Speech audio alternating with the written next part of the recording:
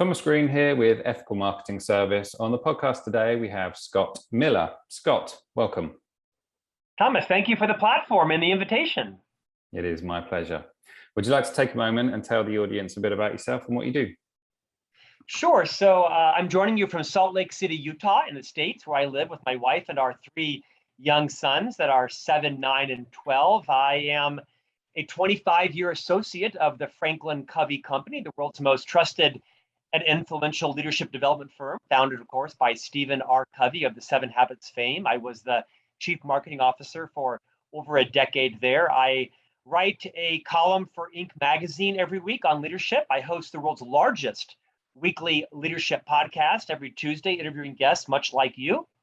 I am a Wall Street Journal and Amazon bestselling author of numerous books you see behind me. I host bookclub.com and their leadership group and a variety of other entrepreneurial things going on. I'm a fairly crappy leader that's learning along the way how tough leadership is, and I'm honored to join you today. You're not very busy then. I got some things going on. Would you like to go into marketing mess? I love to. Yeah. What? So I have a series called Mess to Success, 10 books in the series. The second book is called Marketing Mess to Brand Success. And this is based on my 10 years as a chief marketing officer of a public global company and my 20 years as a sales producer and sales leader before that. So this book came out about 3 months ago, and I'd love to answer any questions you have about it. Well, I typically, whenever anyone comes on with a book, I always like to ask about the writing process. So is it a passion for you, or was it kind of a love-hate type scenario? Neither, actually. I think as I, build a brand around my own leadership 3-decade career, I started writing articles for LinkedIn, and then I had a column in Inc. magazine, short kind of blog style articles. And my writing process is quite replicable. I get up every morning at 4 o'clock and I write for 90 minutes, 7 days a week, almost every day of the year, 4 to 5:30. It's my peak. It's my kind of circadian cycle peak. So I write short chapters. Thomas, my chapters are, 3.5 pages long. So in essence, I write books that are compilations of kind of blog style writing, very easy, very breezy. So for me, it's not a passion and it's not love-hate. I think I've got a wealth of experience others can benefit from and a fairly funny, unfiltered, writing style. I write the way I speak. Everyone tells me that. So for me, I've built a cadence that's worked well for me and hopefully well for readers as well. So it's neither a love-hate or a passion. It's sort of now, I want to say obligation, but it's sort of now just, what my contribution is to the world, writing every day. Is the writing the way you speak, is that a sales copy influence, or is that just come naturally for you? Yeah, I don't know any different. Most of my career was, to your point, as an officer in a company, writing content for annual reports, right? Writing business correspondence, very formal writing. And I think I found that probably a little bit natural and stuffy. Because I worked for the Disney company for 4 years. I was trained, kind of be very corporate speak.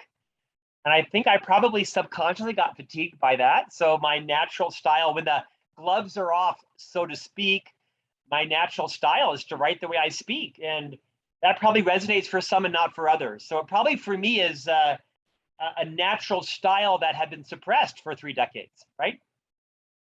Have you got a favorite chapter that you would like to talk about? All my books follow the same process, 30 challenges that I think everybody faces. These challenges are opportunities, they're principles. And in this book, Marketing Mess to Brand Success, I tell you, one of the biggest things that I've learned as a chief marketing officer is that all of us, whether we're working in an entrepreneurial company with 5 people or a solopreneur, or we're working in a mid or large size company, we all face the same challenge of focusing on our customer and falling victim to the natural gravitational pull of focusing on ourselves, right? Whether the politics, our EBITDA, our cash flow, our pipeline, our brand, our message, our product. And it's a natural resistance we have to overcome to focus on the client. What is their EBITDA? What does their quarter look like? What is their problem? What are they trying to achieve?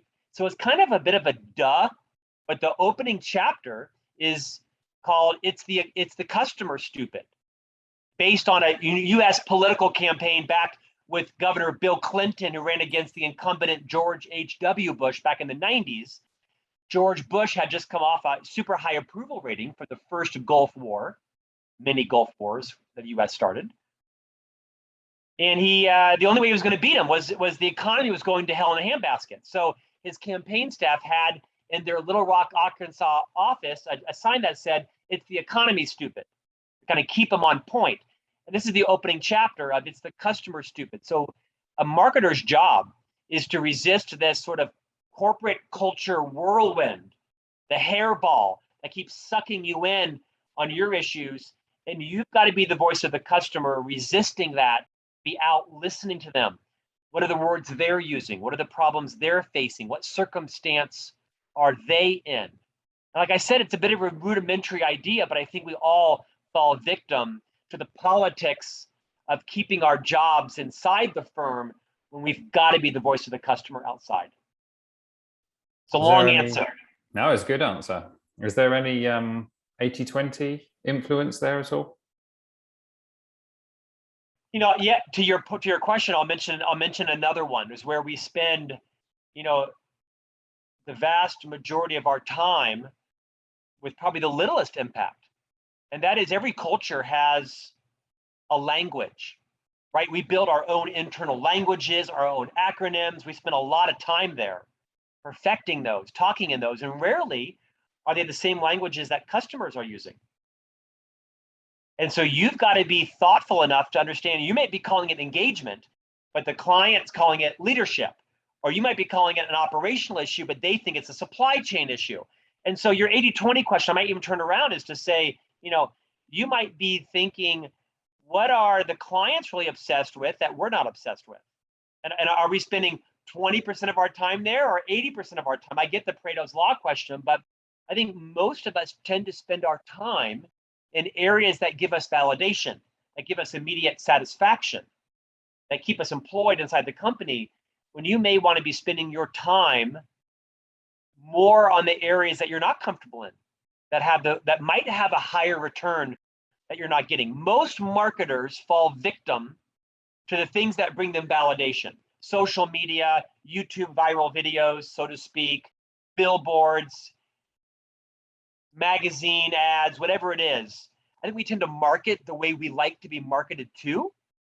And it requires you to move outside of your comfort zone and understand, how does your client and their circumstance want to be marketed to? And how do you make that 80-20 rule work when you might have to be moving outside of your own natural marketing comfort zone to market in ways that your client's going to respond to, disproportionately? I answered your question a little bit differently, but I think most of us have to stretch our skills in marketing, because the landscape is changing so dramatically by the week right now in terms of how you place your ads and how you measure your results and how you connect with your customer.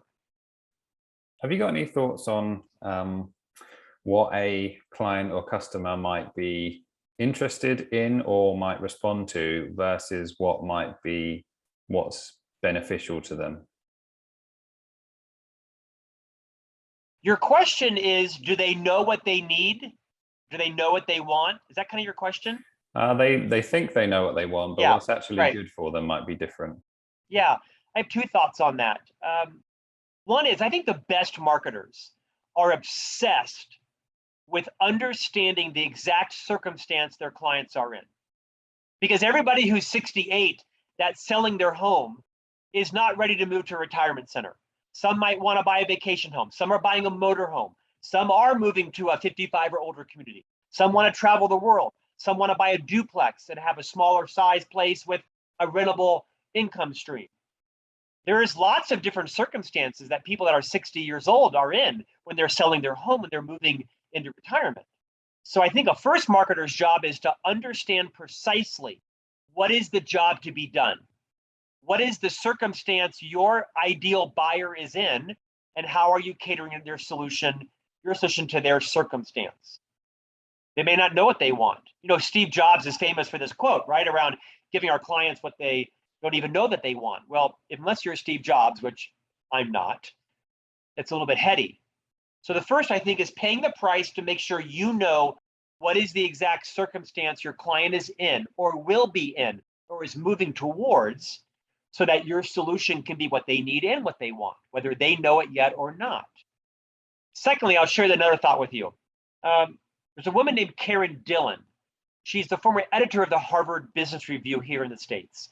And she co-wrote a very famous book called How Will You Measure Your Life?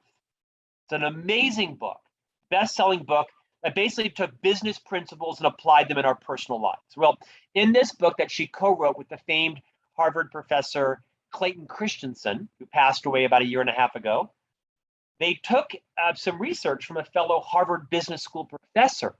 And this is the insight, Thomas. The empirical research shows that 93% of all organizations that achieve, financial success do so with an emergent strategy, not the deliberate strategy they set out with. Only 7% of the time is your original idea or product or service what makes you successful. 93% of the time, you have to pivot and turn and change your mind and be open to influence and receive feedback. Oh, this isn't what the clients want, even though we think they want it, or we're passionate about it, or it's my entire ego, or I mortgaged my home to build this company on this product. 93% of the time, that does not work. So to answer your question around, what do you do to understand kind of what the client wants and versus needs?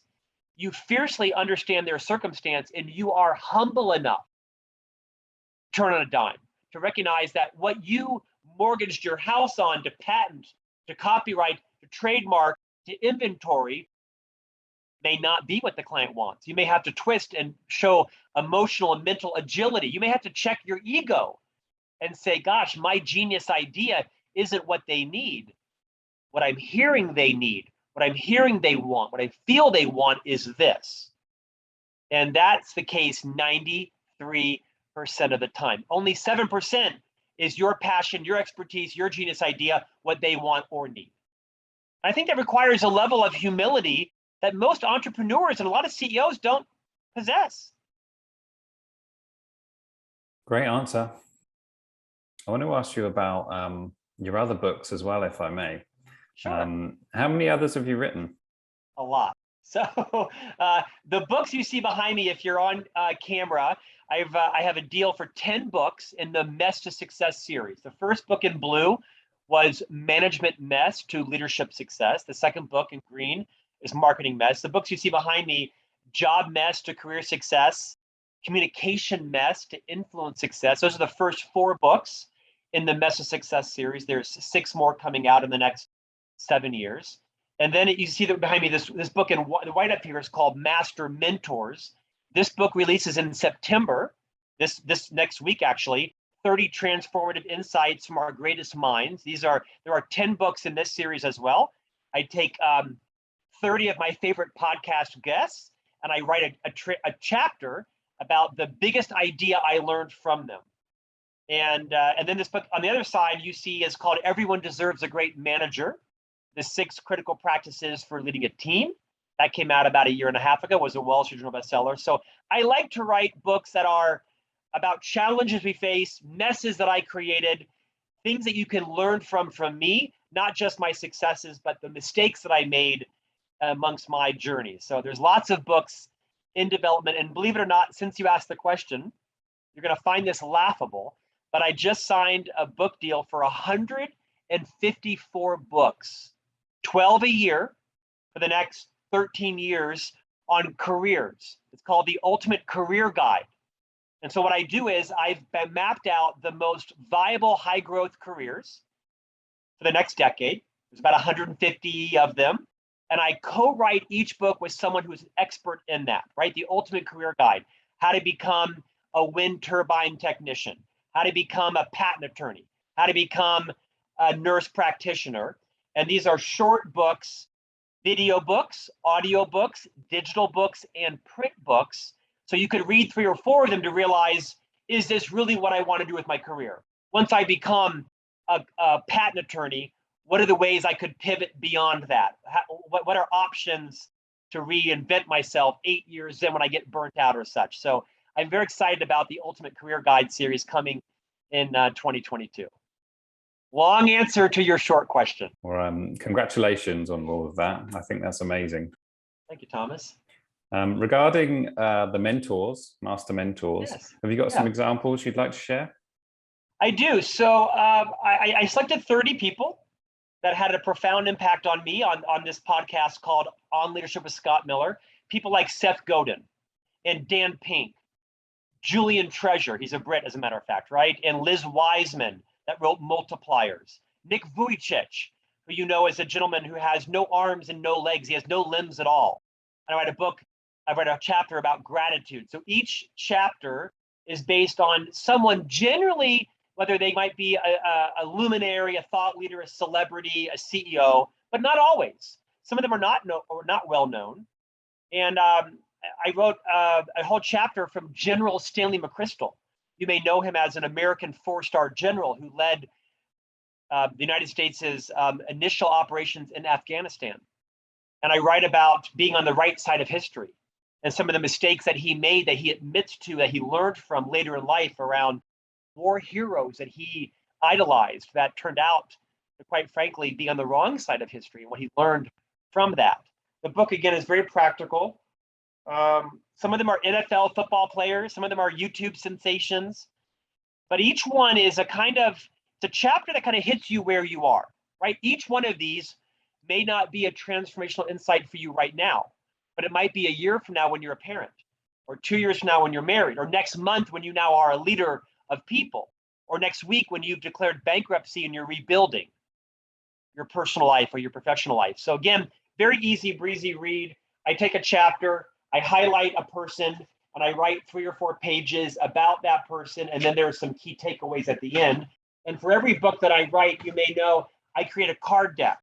So there is an accompanying card deck on each of the mentors, including the key insights and a QR code to go to the actual podcast interview. So these cards I use in keynotes, and as I mentioned earlier, every book that I write has a different kind of accompanying card deck that someone can purchase. The cards are upside down. Someone can purchase. It has all of the 30 challenges that I use for keynotes, or people can buy them as well, because I think a lot of people like to keep the book alive. And a great way is to have just a little plain card deck to use in meetings with colleagues. I use them, like I say, at keynote speeches, but every book that I write has a mobile card deck that accompanies it. Amazing. Well done. Sir, thanks for the platform. Why is it that you are, well, what makes you think about your personality that you're able to do all this stuff? Because I think it's an awful lot of hard work, and most people might have the aspiration and perhaps attempt even to implement, but not actually deliver what you have. So why is it the case that you can do it and others may not be able to? Well, I think several reasons. One is I have an indefatigable work ethic. I don't have a Yale MBA. I don't have a Stanford PhD. I was not born into money or privilege beyond my race, which in and of itself is some privilege. I have an indefatigable work ethic. It probably is the one unifying thing across all of these mentors in my book and the people that come on the podcast, is these people outwork everybody. That doesn't mean they're workaholics. It means they have great passion about what they do. And so they never take for granted that they have a right to anything. They have to re-earn it constantly, and I believe that. So one is my work ethic. 2 is I believe in finishing. I like to finish. Most people like to start. Start gives you the dopamine, the adrenaline, the euphoria. I like to show what I do, not talk about what I'm going to do. So I am a prolific producer of output. I like to finish. Now, that results sometimes in, perhaps you might argue, well, Scott, you wrote 3 books this year. Should you have written 1 and it had been a blockbuster? Maybe. That's Jim Collins, right? That's not my strategy. Jim writes 1 book every 7 years. His books are great. But I like to write books that are topical and timely and based on my experience, and they're easy to read and breezy. These are not books that are going to be, Pulitzer Prize winning books, but they're best-selling books and they reach a large influence audience. And so I also enjoy working hard. I was born in a family where hard work got you ahead, and I generally believe that's true if you work for principled leaders that want to lift you up. I also believe that I am loyal to other people. When I say I'm going to do something, I do it. I make and I keep commitments. I may be 2 days late. I may be 2 hours late sometimes, but I make and I keep commitments. I think that's part of my reputation. So for me, a couple of things. I do have some privilege that others don't have. Some might say, yes, well, you're, the host of the world's largest podcast. Well, I didn't fall out of a tree. One day I got up, I decided to have a podcast, and I made hundreds of calls to every agent, publisher, media celebrity and said, would you come on my podcast? And 400 phone calls resulted in 3 guests. And then 2 of them canceled. And I got on the phone and called up more people and said, I need a guest in an hour. Like, I have to have a guest in an hour. And I just made it happen. Yes, I had access to people, but I had earned that access. I had built the access. So honestly, I think most people can accomplish anything they want if they're willing to do the hard work, if they're willing to ask people to help them. People cannot help you if they don't know you need help. You have to be able to move outside of your comfort zone and call people and say, hey, would you come on my podcast? Hey, how do I create a podcast? What's the best microphone? I see you've got a great camera. What's the name of that camera? You have to be willing to put yourself out there. You have to be willing to have people criticize your hair, criticize your glasses, criticize your stutter. Your hair is great.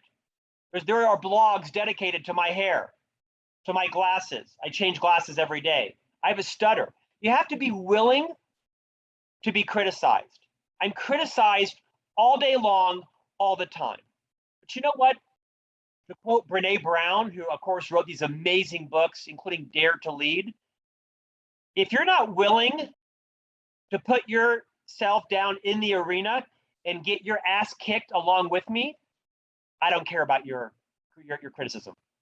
I'll throw all the tomatoes you want from the stands, walk down into the arena with me and get your ass kicked, and I will pay attention to the tomato you're throwing at me.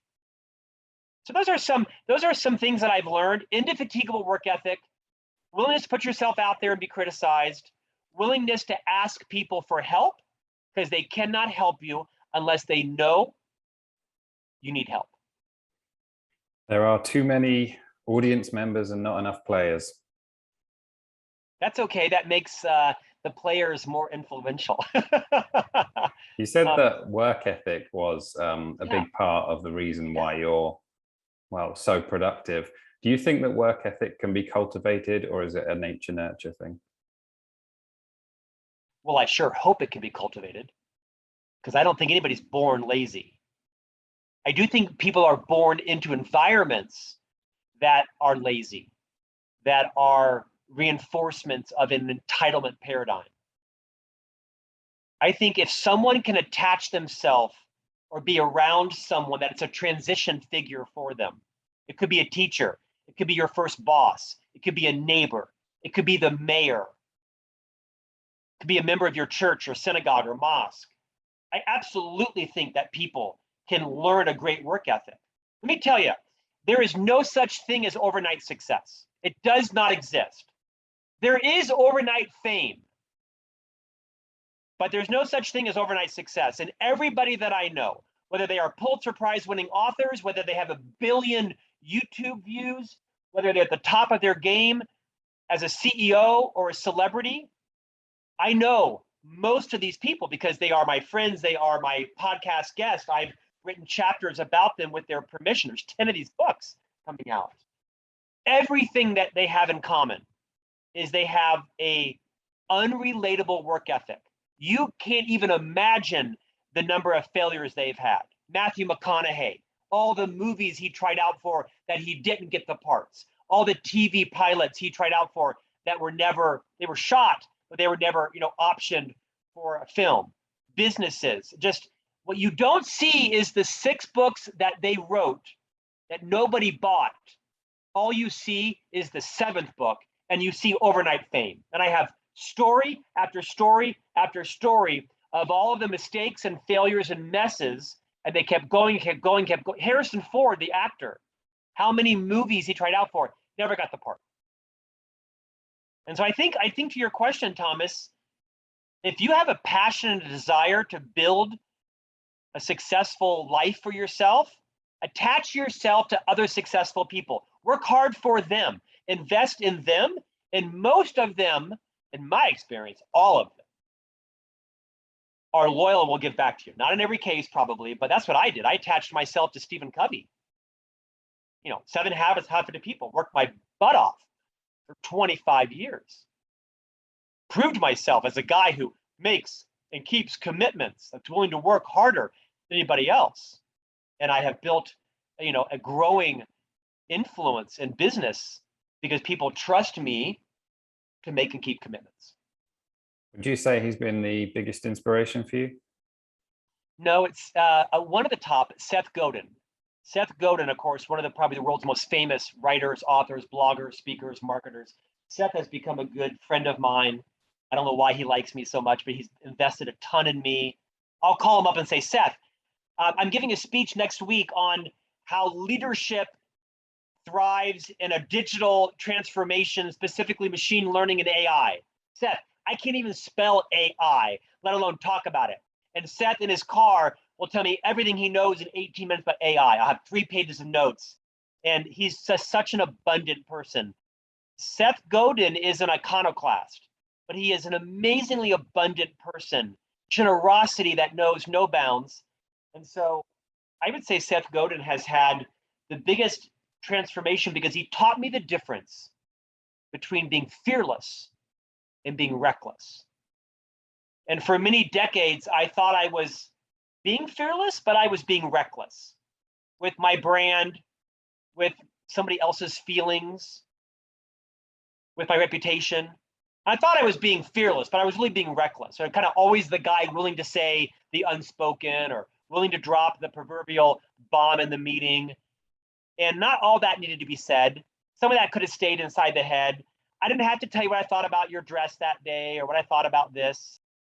And these maybe are life lessons, but Seth has taught me how to differentiate between being reckless and being fearless. And that has had a transformative impact on my marriage, my relationships, my brand, what I do, what I don't do, what risks I take. Seth Godin. Thank you for that. And it's not the first time that I've heard that. So I think I might need to start paying some more attention to Seth. Thank you. Yeah. So regarding the podcast, what's it been like interviewing influential people? Well, now it's kind of normal for me, right? I mean, now it's kind of my life after 200 of them. But it is, I write about it in the book. In fact, many of these transformational insights that I share in Master Mentors come off camera. You have to have been a guest on the podcast to be featured in the book. But many of them are what they say or do off camera. So it's been a remarkable education for me. It's like, trying to compartmentalize what I learned from these people and how do I apply it as a parent, as a husband, as a leader, as an entrepreneur, as a volunteer, as a committee member, as a friend. It's been probably more awesome than I acknowledge. I don't agree with all their opinions, right? Some of them get highly political, which means I can't air it because the podcast is the podcast owned by a public global company, right? So sometimes I get 12 minutes in and they go sideways on you. You think, oh my gosh, there's no way I can air this. So I have to, it's not live, by the way, right? I've only had one of those. But generally it has been humbling and validating. My podcast, like yours, is both audio and video. It's unusual, right? It reaches about 7 million every Tuesday. So the reach is amazing. You have to be thoughtful about who I book. I recently interviewed one of the 2 survivors of the Pakistani commercial airline crash 2 years ago. The plane crashed in Pakistan. 2 people survived. And I interviewed one of the 2 survivors. He's actually the CEO of the Bank of Punjab. And that was life-changing. How do you not interview someone that has survived a commercial jet crash that fell from the sky? his seat, he left the plane, it hit a residential roof, it slid down a roof and landed on the trunk of an occupied car. He, of course, was unconscious, on fire. The passengers got out, unstrapped him, an ambulance came and saved his life. How does that story not change your entire life? Nick Vujicic, no arms and no legs, can't scratch his face, can't drink a drink, can't go to the bathroom alone, can't dress himself. He's built an amazing business and life and following with, millions of books sold and speaking around the world. And how does that not change your life when I'm able to hit end with my finger on this podcast and go use the restroom and make a smoothie for myself, zip up my zipper, change my glasses? So again, long answers to your questions, but it's been, the impact on me has probably been life-changing. What's amazing is when you get an email from someone that listens to the podcast and says, this hit me exactly where I was in my marriage today with my husband. Now I understand why my husband is doing this because of what your guest, who was a neuroscientist, said, and I'm going to get him into some therapy because he's not just a bad person. He did fall off his bunk bed when he was 14, and his mother told me about this, and he probably has an untreated brain injury, which is why his prefrontal cortex is on fire and he loses his cool so quickly, and he's had 7 jobs. I now understand he's not a bad person. He's got a, you get the point, right? It's amazing to be able to pollinate access to all these amazing people and make their knowledge, their research, their science, their gift accessible to millions of people. It's a big responsibility now, I think. Sounds like to me like the meaningful examples that you give might be just as, if not more, rewarding than the business related stuff. Would you say that's true? Isn't that true? I interviewed someone yesterday that used to be he's a now famous podcast host. And he used to be a pharmaceutical salesperson, made a lot of money selling very important medical devices in hospitals, right? Teaching doctors how to, and he heard a famous author speaking at a conference once. Everybody stood up and gave him a standing ovation. 6,000 people sat down and this guy stayed standing clapping. He stood up when everybody else sat down. And then he beelined it across the stage to meet the speaker. And now he is hosting the podcast for that author who has sold 2 million books because he chose to stand up when everyone else sat down. That's both literal and metaphorical. But you're right. It's moments like this, personal, professional, that how I think could have a transformative insight on people that are listening to podcasts, including yours. Maybe something I said today, which is in many cases is just a regurgitation, an aggregation of what I've learned from others. We're all doing the same thing. You and I are doing the exact same thing. We're providing and democratizing information and access and inspiration to people that may not have known where to get it or how to get it. So kudos to you, Thomas, for your platform and for shining your spotlight on your guest. You're doing the exact same thing. Thank you. Well, I would like to reiterate, well done on all the achievements, the hard work. I don't know, it's admirable. And I also think that when you get to see an example such as yours, it also reminds you that there is more to do. You just wanted to add that. I've got a few more to do, and you do as well. By the way, your hair is better than mine, so don't be anything other than pleased with your hair. For those who aren't on camera, Thomas was rubbing his head when I was talking about all the feedback I get on my hair. My hair looks like Woody Woodpecker most days. So in case you're not on camera watching me, visualize Woody Woodpecker with brown hair, and that's my hair. I think you might be being a bit charitable with the fact that my hair is better than yours, but your hair is great. Your hair is easily maintenance. Is there anything that you'd like to add that would be valuable to the audience that I haven't asked you about today? Thank you for asking. The biggest lesson I have learned from spending my 25 years at the FranklinCovey company, 15 of which with Dr. Covey himself, was this following idea. This has been, again, transformative for me. Dr. Covey wrote the seminal book, The 7 Habits of Highly Effective People. I'm often interviewed with news and press members on the 7 habits of highly efficient people. They get the name wrong. No, the book is called The 7 Habits of Highly Effective People. And Dr. Covey taught me the difference between being efficient and being effective. They're not the same. One is not better than the other, but there's a time, Thomas, to be efficient, and there's a time to be effective. And if any of your podcast listeners are like me, or they can relate to me, I'm a very efficient person. You can see I'm a very productive person. I get up at 4 in the morning. I write 7 days a week. You know, I'm that annoying neighbor that wakes up on Saturdays and mows their lawn at 6, rakes it by 7, washes the cars by 8, and I'm ready for tennis by 9. That's just who I am. And by the way, I don't apologize for my efficiency because it's been the hallmark of my success and productivity. Problem becomes, Thomas, when I try to take that same level of having an efficient mindset and I move it into my relationships. Because you cannot be efficient with people. You can only be effective. With people, to quote Dr. Covey, slow is fast, and fast is slow. So for those of you that pride yourself on being efficient, checking things off, getting things done, that's great. Keep doing that. And recognize when you're dealing with people, which is the majority of your life, you may need to show an unnatural level of patience. Slow down, turn off your phone, close your laptop, take off your glasses, take off your pinging watch, and check in with them and move into an effectiveness mindset. Especially now, post-pandemic or mid-pandemic, where we're all trying to build connection. We're all trying to, retain our team members that might go somewhere else for another $1 an hour, £1 an hour, €1 an hour, or free beer on tap, or ping pong table. People don't quit bad jobs. They quit bad bosses and corrupt cultures. And so for all of you out there that are leaders of people, you need to know when to be efficient. Email, expense reports, social media, taking out the garbage, and when to be effective. Nearly every time when you're dealing with another person. I think that is a good point to end on.